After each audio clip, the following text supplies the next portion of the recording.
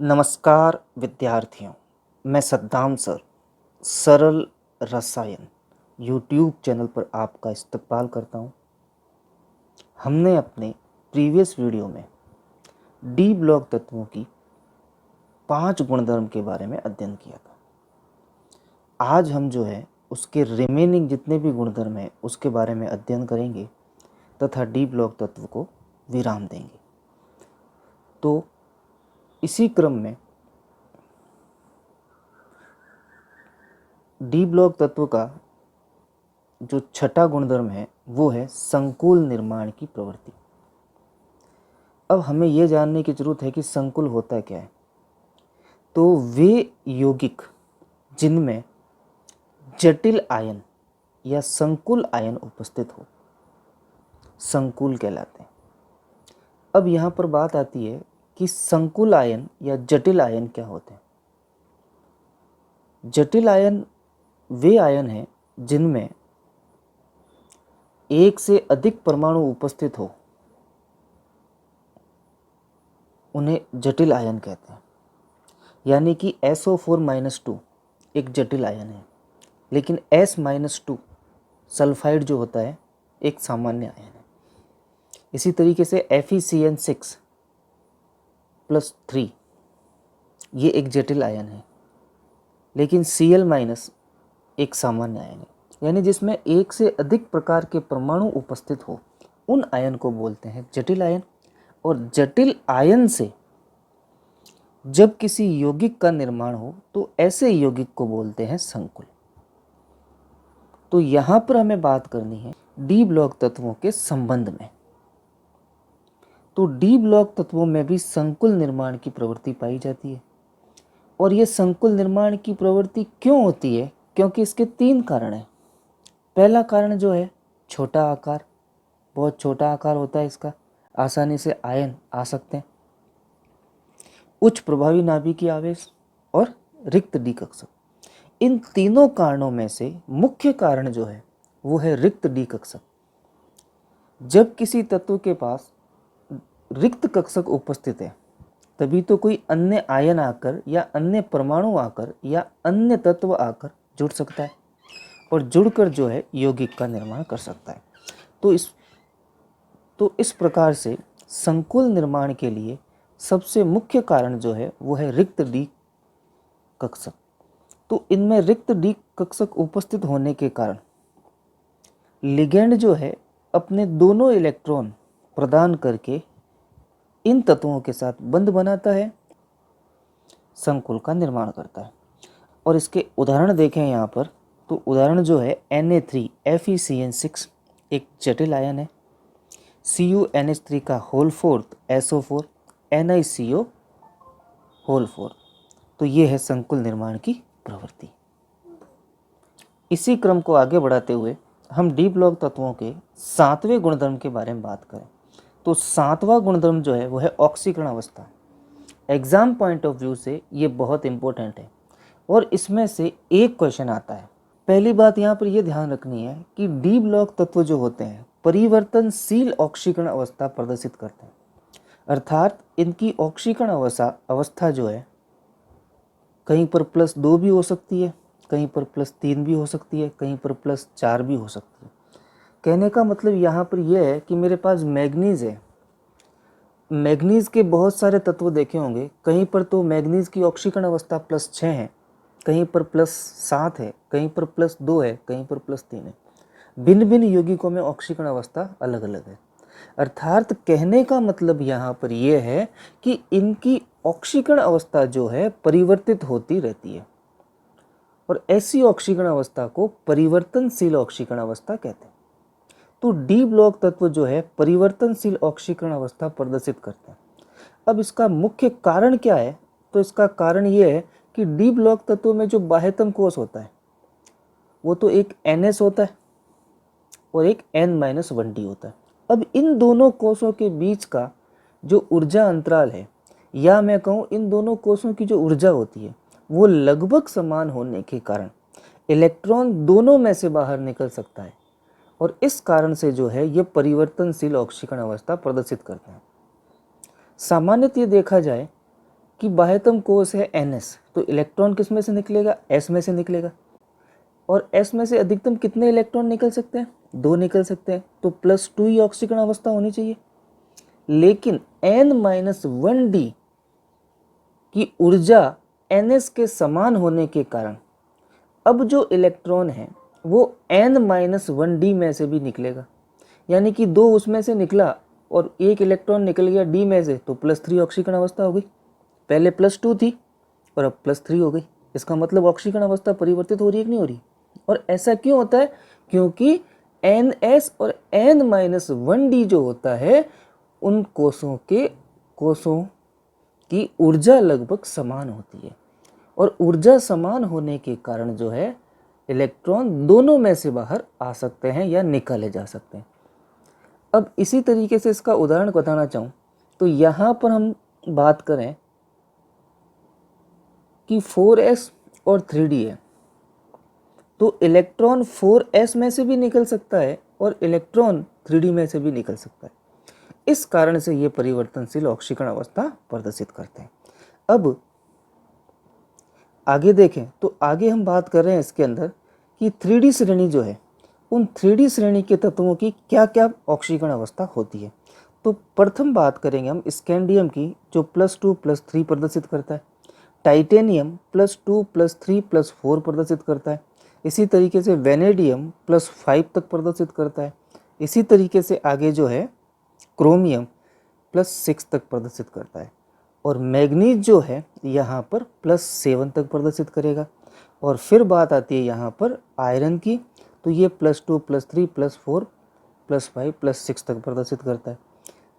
Next जो है इसके अंदर वो है हमारे पास कोबाल्ट, तो कोबाल्ट जो है +2 +3 +4 +5 तक प्रदर्शित करता है। नेक्स्ट देखें इसके अंदर निकल जो है यहाँ पर हमारे पास +2 +3 +4 तक प्रदर्शित करता है। और कॉपर जो है +1 +2 प्रदर्शित करता है। और अंतिम जो बचा जिंक जो है केवल +2 ऑक्सीकरण अवस्था प्रदर्शित करता है। तो इस प्रकार से 3D श्रेणी के तत्वों की ऑक्सीकरण अवस्थाएं जो है परिवर्तनशील होती है। अब यहाँ पर एक क्वेश्चन बनता है कि जिंक परिवर्तनशील ऑक्सीकरण अवस्था प्रदर्शित नहीं करता है, तो जिंक जो है यहाँ पर केवल +2 ऑक्सीकरण अवस्था प्रदर्शित कर रहा है। इसका कारण यह है क्योंकि जिंक का जो बाह्यतम कोश है, उस बाह्यतम कोश के अंदर 4s में 2 इलेक्ट्रॉन है और 3d में 10 है। तो s में से इलेक्ट्रॉन निकलेंगे 2, लेकिन 3d के अंदर देखा जाए तो 10 इलेक्ट्रॉन है, और 10 इलेक्ट्रॉन होने के कारण d उपकोष पूर्णतः भरा हुआ है। और d उपकोष पूर्णतः भरा हुआ है अर्थात ये स्थायी है, और स्थायी होने के कारण इसमें से इलेक्ट्रॉन निकालना संभव नहीं है। और इलेक्ट्रॉन निकालना संभव नहीं होता है, अतः ये जो है परिवर्तनशील ऑक्सीकरण अवस्था प्रदर्शित नहीं करते हैं। आप समझ गए होंगे इस चीज़ को मैं क्या कहना चाह रहा हूँ, क्योंकि ये स्थायी विन्यास प्राप्त कर लेता है, इस कारण से केवल +2 ऑक्सीकरण अवस्था प्रदर्शित करता है। तो पहला क्वेश्चन तो ये बना। दूसरा क्वेश्चन इसके अंदर बनता है कि डी ब्लॉक तत्व परिवर्तनशील ऑक्सीकरण अवस्था प्रदर्शित करते हैं, क्यों? तो उसका कारण मैंने आपको बता दिया है, क्योंकि NS और N-1D कक्षकों की ऊर्जा लगभग समान होती है। और ये जो क्वेश्चन है बोर्ड में 4 से 5 बार पूछा गया। अब नेक्स्ट बात आती है कि स्कैंडियम से मैग्नीज तक तो ऑक्सीकरण अवस्था बढ़ती है, फिर धीरे धीरे जो है ऑक्सीकरण अवस्था घटती है। इसका कारण क्या है? क्योंकि स्कैंडियम से मैग्नीज तक अयुग्मित इलेक्ट्रॉनों की संख्या भी बढ़ती है, और अयुग्मित इलेक्ट्रॉनों की संख्या बढ़ने के कारण इनकी ऑक्सीकरण अवस्था भी बढ़ेगी। लेकिन जैसे जैसे आयरन से लेकर जिंक तक जाते हैं तो इलेक्ट्रॉनों का युग्मन होना प्रारंभ हो जाता है, और युग्मन होने के कारण इनकी ऑक्सीकरण अवस्था घटने लगती है। वीडियो के इसी क्रम में हम जो नेक्स्ट बात करेंगे वो इन ऑक्सीकरण अवस्थाओं के स्थायित्व के बारे में, यानी कि ये परिवर्तनशील ऑक्सीकरण अवस्था तो प्रदर्शित कर रहे हैं, लेकिन इन परिवर्तनशील ऑक्सीकरण अवस्था में से कौन सी ऑक्सीकरण अवस्था जो है स्थायी होगी, उसके बारे में हमें बात करनी है। तो प्रथम जो हम लेंगे इसके अंदर स्कैंडियम +2 और स्कैंडियम +3, इन दोनों में से कौन ज़्यादा स्थायी होगा, उसके स्थायित्व की व्याख्या करने के लिए हम यहाँ पर जो है इसके इलेक्ट्रॉनिक विन्यास की बात करेंगे। स्कैंडियम का परमाणु क्रमांक होता है 21। तो यहाँ पर मैंने जो इलेक्ट्रॉनिक विन्यास लिखा है इसमें Ar4s2 3d1, आर्गन 18 और 3 इलेक्ट्रॉन बाहर उपस्थित है, 18 और 3 हो गए 21। अब यहाँ पर ये तो है स्कैंडियम का इलेक्ट्रॉनिक विन्यास, लेकिन बात करें स्कैंडियम +2 की, तो स्कैंडियम +2 जो होता है, +2 का मतलब उसमें से 2 इलेक्ट्रॉन निकालने, और 2 इलेक्ट्रॉन किस में से निकलेंगे, S में से निकलेंगे, तो 4s0 और 3d1 हो गया। इसी तरीके से स्कैंडियम +3 की बात करें तो यहाँ पर 4s भी 0 हो गया और 3d भी 0 हो गया। अब यहाँ पर देखें कौन सा कक्षक जो है अपूरित है। अपूरित जो कक्षक है वो है 3d1 है, और जो भी अपूरित कक्षक होता है वह स्थायी नहीं होता है। तो इट मीन्स यहाँ पर कौन ज़्यादा स्थायी होगा, स्कैंडियम +3 अधिक स्थायी होगा। अतः हम इस प्रकार से अब कह सकते हैं कि स्कैंडियम +3 जो है अधिक स्थायी होता है स्कैंडियम +2 से। अब आगे बढ़े हम यहाँ पे, तो आगे बात करते हैं इसके अंदर क्रोमियम +1 और क्रोमियम +2। इसमें भी वही तरीका अपनाएंगे, पहले इलेक्ट्रॉनिक विन्यास लिखा हमने और उसके बाद जो है +1 का इलेक्ट्रॉनिक विन्यास और फिर लिखा +2 का इलेक्ट्रॉनिक विन्यास। तो +1 और +2 में से देखा जाए यहाँ पर अर्धपूरित इलेक्ट्रॉनिक विन्यास किसके पास आ गया, Cr+1 के पास, और जिसके पास अर्धपूरित इलेक्ट्रॉनिक विन्यास होता है वो स्थायी होता है, तो यहाँ पर स्थायी हो गया Cr+1। इसी तरीके से नेक्स्ट ले हम इसके अंदर Mn+2 और Mn+3 में से कौन ज़्यादा स्थायी है। तो यहाँ पर भी हमें वही वर्क करना है, तो इसका इलेक्ट्रॉनिक विन्यास लिख दिया, और इलेक्ट्रॉनिक विन्यास लिखने के बाद Mn+2 का इलेक्ट्रॉनिक विन्यास लिखेंगे, फिर Mn+3 का इलेक्ट्रॉनिक विन्यास लिखेंगे। तो यहाँ पर अर्धपूरित कौन सा कक्षक है, Mn+2 वाला कक्षक है, तो Mn+2 जो होगा वो अधिक स्थायी होगा। इसी तरीके से आगे हम लें यहाँ पर, तो यहाँ पे जिंक +2 और जिंक +1 की बात करें, तो जिंक +2 और +1 की बात करें तो यहाँ पर देखिए ये जिंक का इलेक्ट्रॉनिक विन्यास, और उसके बाद हम क्या करते हैं, जिंक +2 का इलेक्ट्रॉनिक विन्यास लिखते हैं और फिर हम लिखेंगे इसके अंदर जिंक +1। अब यहाँ पर यह सोचने की बात है कि जब Zn+2 था तो 3d10 है, यानी पूर्ण पूरित D कक्षक है, लेकिन Zn+1 है तो 4s1 भी है, यानी अर्धपूरित कक्षक हो गया। और ये ध्यान रखना है कि पूर्ण पूरित और अर्धपूरित में तुलना की जाए तो ज़्यादा स्थायी होता है पूर्ण पूरित। तो यहाँ पर पूर्ण पूरित कक्षक वाला कौन सा दिख रहा है आयन, वो दिख रहा है Zn+2, तो ज़्यादा स्थायी कौन होगा, Zn+2 होगा। साफ ध्यान रखना कि अर्धपूरित और अपूरित और पूर्ण पूरित में से अधिक स्थायी होते हैं अर्धपूरित और पूर्ण पूरित, लेकिन अर्धपूरित और पूर्ण पूरित में ही तुलना की जाए तो अधिक स्थायी कौन होगा, पूर्ण पूरित ज़्यादा स्थायी होगा अर्धपूरित से। अब बात करते हैं हम डी ब्लॉक तत्व के अगले गुणधर्म के बारे में। तो अगला गुणधर्म जो है वो है अंतराकाशी यौगिक का निर्माण। अब अंतराकाशी यौगिक का मतलब क्या होता है, उसको समझने के लिए पहले हमें समझना पड़ेगा अंतराकाशी शब्द क्या है। तो हम क्या करें, परमाणुओं की नियमित व्यवस्था करें, और परमाणु गोल होने के कारण उन परमाणुओं के बीच में कुछ रिक्त स्थान छूटेगा, उस रिक्त स्थान को बोलते हैं अंतराकाशी स्थल। और जब छोटा जो है उस अंतराकाशी स्थल में आ जाए तो ऐसे यौगिकों को जो है अंतराकाशी यौगिक की संज्ञा दी गई है। जैसे उदाहरण लें इसके अंदर, तो मैं यहाँ पर जो है स्कैंडियम के परमाणुओं की नियमित व्यवस्था करता हूँ। अब स्कैंडियम के परमाणुओं की जब नियमित व्यवस्था हो रही है तो इन परमाणुओं के बीच में जो गैप छूट रहा है उस गैप को बोलते हैं अंतराकाशी स्थल। और इस अंतराकाशी स्थल में कोई छोटा अधातु परमाणु आ जाए, जैसे कार्बन आ गया यहाँ पे, और इस तरीके से मैं यहाँ पे और व्यवस्थित करूँ, और इन परमाणुओं को व्यवस्थित करने के बाद ये जो यौगिक बना है इस यौगिक को जो है अंतराकाशी यौगिक कहते हैं। तो यहाँ पर यह ध्यान रखना है कि जब छोटा अधातु परमाणु जैसे carbon, hydrogen, oxygen, nitrogen D block तत्वों के अंतराकाशी स्थल में आ जाए तो यौगिक को अंतराकाशी यौगिक कहते हैं। इसी क्रम को आगे बढ़ाते हुए हम जो है नेक्स्ट गुणधर्म लें, तो डी ब्लॉक तत्वों का जो अगला गुणधर्म है रंगीन प्रकृति, यानी कि डी ब्लॉक तत्वों के जितने भी आयन होते हैं वो रंगीन होते हैं। और ये रंगीन क्यों होते हैं, इसका कारण क्या है, क्योंकि इनमें जो इलेक्ट्रॉन है डी संक्रमण में भाग लेते हैं। अब यहाँ पर डी संक्रमण क्या होता है, इसको समझने के लिए हमें CFT के बारे में थोड़ा सा ज्ञान होना चाहिए। CFT अर्थात क्रिस्टल क्षेत्र सिद्धांत, जो कि हमारे 9वें अध्याय उप सहसंयोजक यौगिक में है।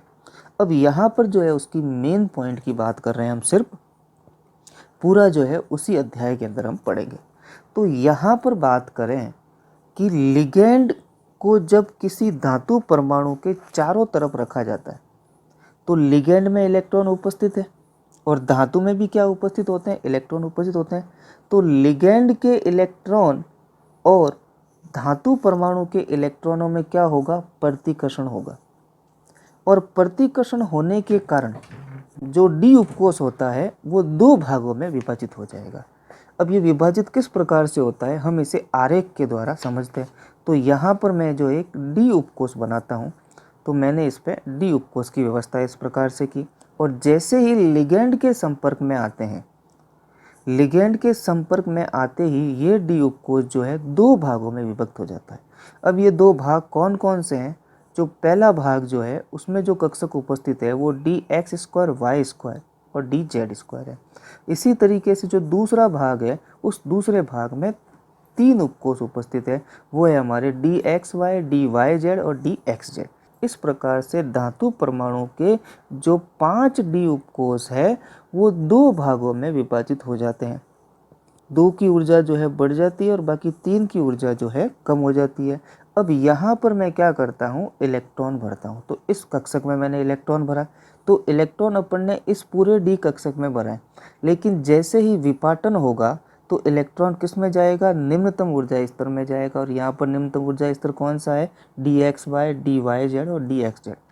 लेकिन जैसे ही ये दृश्य क्षेत्र में आता है, यानी कि सूर्य के प्रकाश में रखा जाए, तो ये इलेक्ट्रॉन जो है ऊर्जा प्राप्त करके उच्च ऊर्जा स्तर में जो है प्रोन्नत हो जाएगा। तो यहाँ से जो इलेक्ट्रॉन है वो प्रोन्नत हो गया ऊपर वाले कक्षक के अंदर।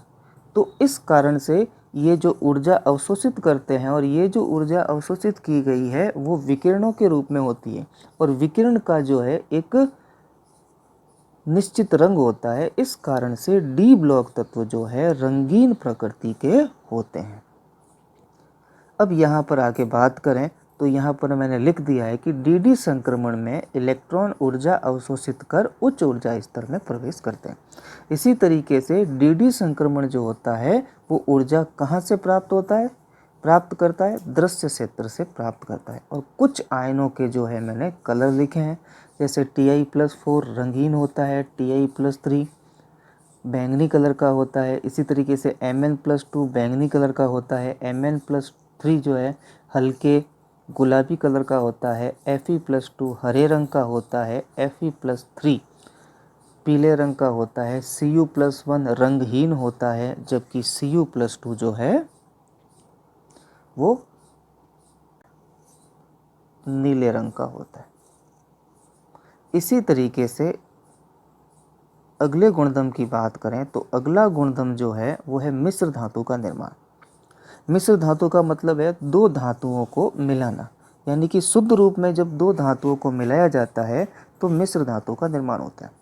लेकिन मिश्र धातु के लिए एक कंडीशन है, वो ध्यान रखना है कि मिश्र धातु का निर्माण तभी होगा जबकि परमाणुओं का आकार लगभग समान हो। यानी जब जिन 2 धातुओं को मिलाया जा रहा है उन 2 धातुओं का परमाणुओं का आकार समान है तो वो आपस में मिश्र धातु बना लेंगे, नहीं तो ये नहीं बनाएंगे। और आजकल के टाइम में जो है ये वाहनों के एलॉय व्हील, एलॉय का मतलब होता है मिश्र धातु, तो एलॉय व्हील में इसका बहुत ज़्यादा प्रयोग किया जाता है। तो यहाँ पर मैं बोल सकता हूँ कि मिश्र धातु का निर्माण उन तत्वों में होता है जिनका परमाणु आकार लगभग समान हो, और डी ब्लॉक तत्व का परमाणु आकार लगभग समान होने के कारण यह मिश्र धातु का निर्माण करते हैं। अब यहाँ पर एक पॉइंट लिखना चाहें तो आप ये भी लिख सकते हैं कि जब इनमें मरकरी उपस्थित हो तो ऐसी मिश्र धातु को अमलगम कहते हैं। अब अगले गुणधर्म की बात करें तो वह है उत्प्रेरकीय गुणधर्म। अब डी ब्लॉक कक्षक में रिक्त डी उपकोष होने के कारण छोटा आकार होने के कारण उत्प्रेरकीय गुणधर्म प्रदर्शित करते हैं। और ये उत्प्रेरकीय गुणधर्म में कुछ एक उत्प्रेरक गुणधर्म की बात करें तो जैसे निकल जो कि डी ब्लॉक का तत्व है और इसका उपयोग कहाँ होता है, हाइड्रोजनीकरण में होता है। इसी प्रकार से आयरन, इसका प्रयोग जो है हेबर विधि के अंदर अमोनिया निर्माण में होता है, जिसे हम पी ब्लॉक में पढ़ेंगे। इसी प्रकार से वेनेडियम पेंटाऑक्साइड का उपयोग जो है संपर्क विधि में H2SO4 के निर्माण में होता है, जिसे भी हम जो है पी ब्लॉक के अंदर अध्ययन करेंगे। तो यहाँ पर हमारा जो है डी ब्लॉक तत्व जो है समाप्त होता है। अब रिमेन जो इसका बचा है वो बचा है एफ ब्लॉक एलिमेंट, जो कि हम अगले वीडियो में बात करेंगे। धन्यवाद।